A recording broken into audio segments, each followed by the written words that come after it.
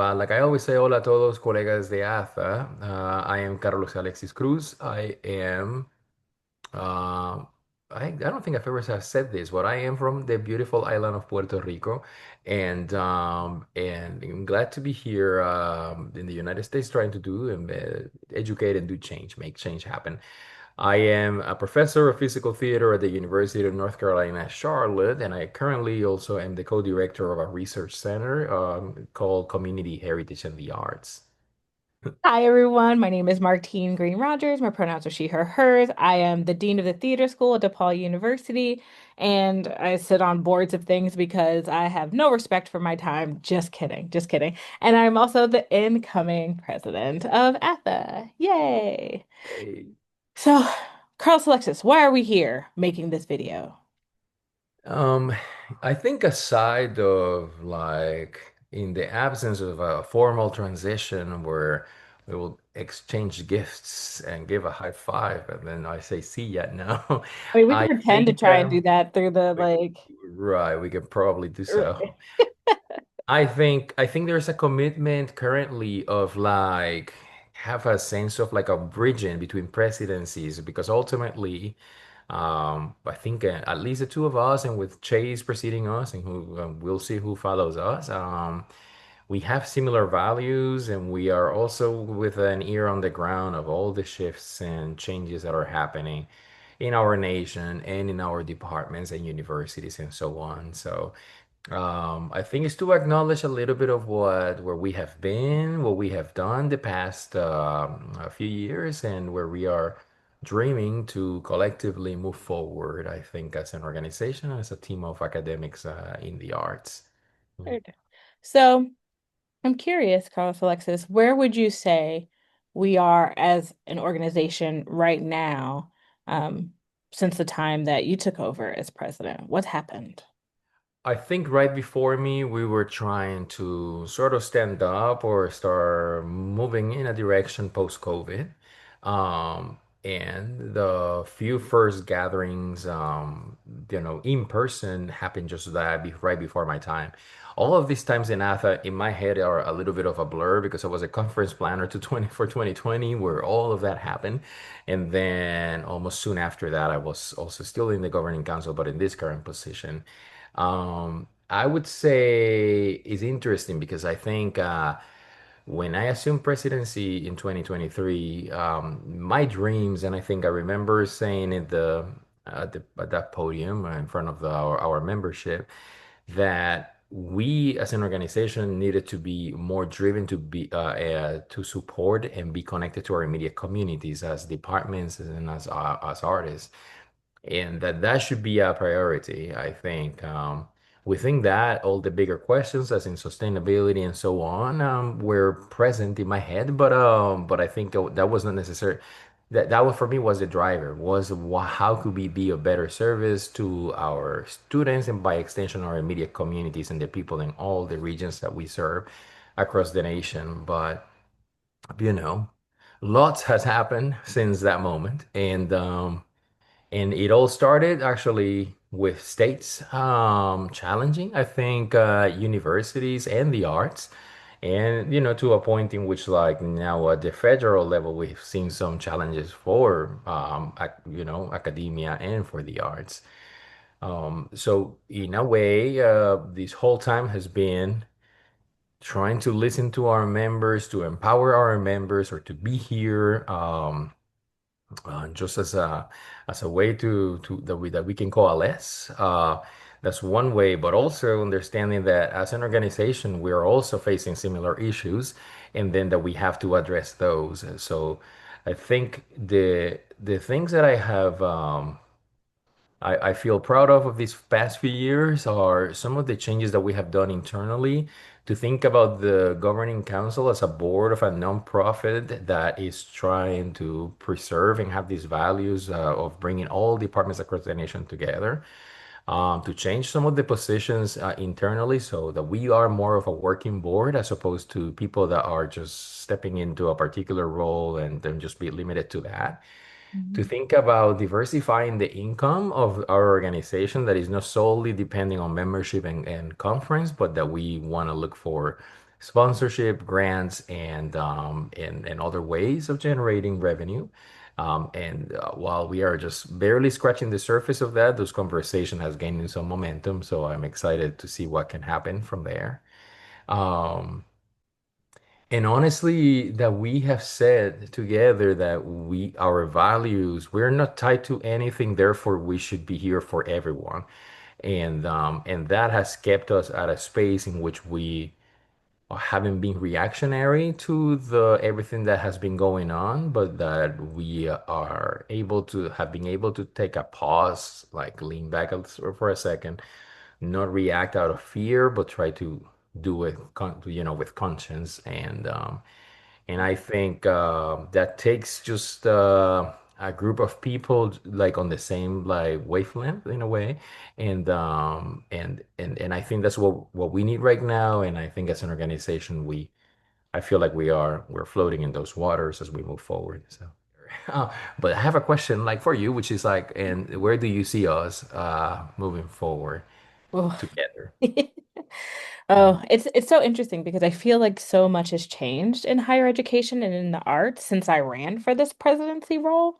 Mhm. I think many of the things that I said in my statement still ring true. I'm still excited about the prospect of leading ATHE. I'm really hoping to lead with the wisdom of my past experiences, the guidance of my current work as a dean, and my heart as an advocate for those of us in higher ed who study and or make art in this time of uncertainty.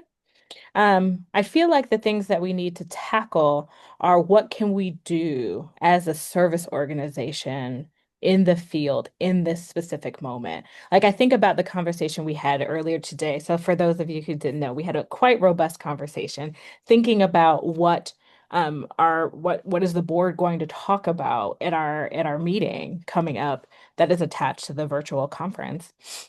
And, part of the thing that we're talking about is like, what does the radical reimagination of all this look like? Because in some respects, it's becoming clearer and clearer that the way that we did things is not the way that we can continue to move forward, not for any other reason besides it's just not sustainable.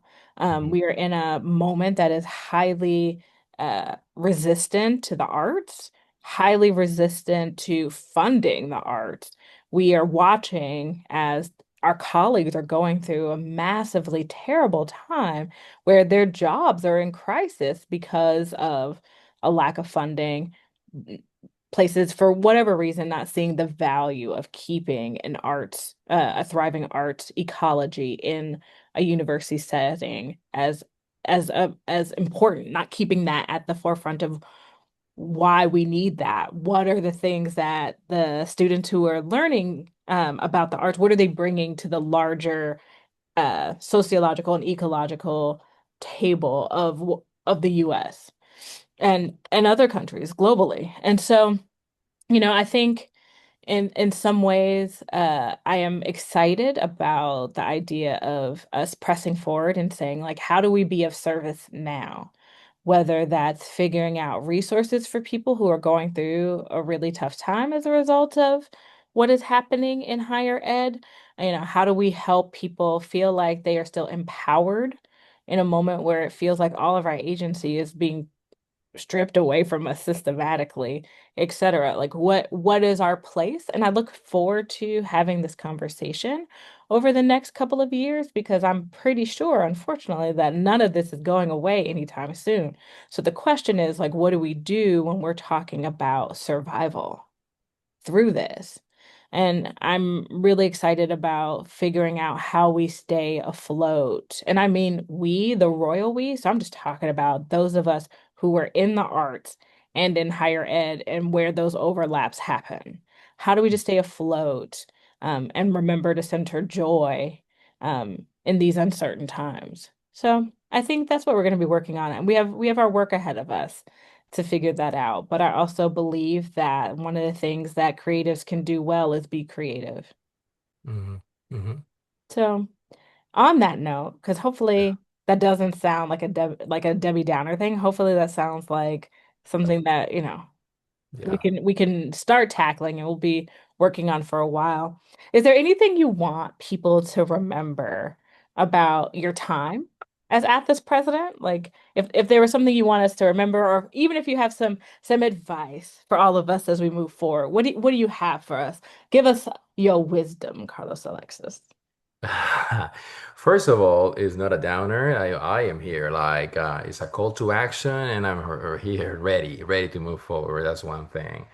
The second thing I wanted to say is that first and foremost, I am just thankful for the trust to the that our peers the word is, I'm wearing summertime and English leaves my head a little bit. So in Spanish is that they depositaron in me. Like, so the trust that they gave, yeah, they had in me to help us, lead us, and walk us, through these moments of massive transition. So, this is one of my proudest moments in my career thus far, and I know, and looking back, I will continue to look and say, yeah, that was a moment, and I hope that I did what was needed, and I listened. So I try to listen, and I try to act, and I try to not stand still. And in part is because I come, I have I have a contemporary circus and theater company, and then we have to act, we have to move, we have to execute. So I come from that kind of practice into the work that I do. I think we are in times of evolution, and I think and I hope that that's what's needed. I mean, contrary to the recovery uh, mode that bigger politics are trying to play, that we need to go back to things. I think we should be in discovery mode of what actually should be next because society, world, science, everything evolves, and we must evolve, and we must do what is best for this current time and for what is in the future. And I think disseminating the transferring or the generating of new knowledge that takes different forms, and as the times will continue to evolve, and I think like so our organization should be there for that. I hope that we also think about bridging instead of isolating, which is very central, I think, to the work that we do as artists and theater makers. Because, yeah, I think in this moment, if nothing else, I think the fact that we can gather and the fact that we have people that think alike and that we can together um, aim for solutions that could be for the betterment of all of us together. And that only happen in those direct conversations when we gather. I think it's needed now more than ever, and I hope that we can continue to move forward with that. I mean, I think it's something that I have tried to center is the fact that we bridge, we listen internally in the governing council, and we have listened to the different things that have come up through our focus groups and so on. But yeah, more of that needs to happen. Um, yeah, and ultimately, I will circle back to think about what community means. And I often say, like, there is no community without unity. Is literally in the word. So I will hope that we look for ways in which we continue to celebrate the uniqueness of all of the people that make this country amazing, Mhm. um, and our own flaws. And like within that, like, in that unity, we find what the collective wants to do and where the collective wants to go. Um, if we, let this top-down weirdness, people wanted to become more powerful than others kind of thing continue to happen, um, we're not answering to the people. And I think, yeah, and I hope, the last thing I want to say, I always say this, like, in my dream, the universities are labs. Universities are spaces in which we experiment with things for hopefully something better in the future. I mean, that's true in the sciences, and that's true in us as researchers in the arts. Um, that is being kind of challenged because people don't want to see results of new things. They want to see like they want to stick to some other things that they think work. I hope that we continue to push as academics for what the lab should be doing right now for our future and for things moving forward. So yeah. So everyone who's watching this, now is that amazing time. Take us home, Martine. Exactly. What We will start to you? wrap. Yes. Yeah. Exactly. We start to wrap Give up us your now. word of wisdom of like that's Do I yeah. have words of wisdom? Side note, Yeah. everyone meet the penguin. And just so you're all like, you'll start to see more and more of this. The penguin is apparently breeding, and now I have two of them. Uh, And they will next time we see each other, there will be there'll be three, another one. and There'll be more, and another more, and one. more.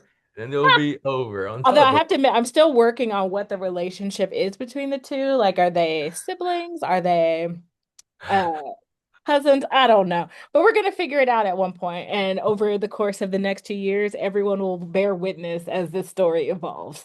So, But that's a beautiful note. Yes, a beautiful thing. so I'm just, I guess my words of wisdom really are that I hope that everyone is willing to go on this journey with us to figure out how do we advocate for ourselves in a moment when it is absolutely necessary. And part of the reason why is because I recognize that COVID fatigue and just like world fatigue is a real thing. Like everything that is happening to us takes its toll, both on us, like on us mentally, physically, all those things. But we still also need people to come out and fight with us.